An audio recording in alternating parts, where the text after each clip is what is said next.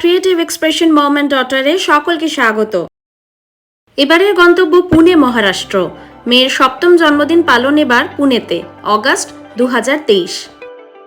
ভোর 5টা নাগাদ রওনা দিলাম ন্যাশনাল হাইওয়ে ধরে বিদার ছাড়িয়ে পুনের পথে। প্রায় 10 ঘন্টা গাড়ি চালানোর পর আমরা পৌঁছেছি ওয়াসিফ সুটস, কল্যাণীনগর, যা পুনের পশ এরিয়ার মধ্যে অন্যতম। হায়দ্রাবাদ টু পুনে ন্যাশনাল হাইওয়েটি ভারী চমৎকার।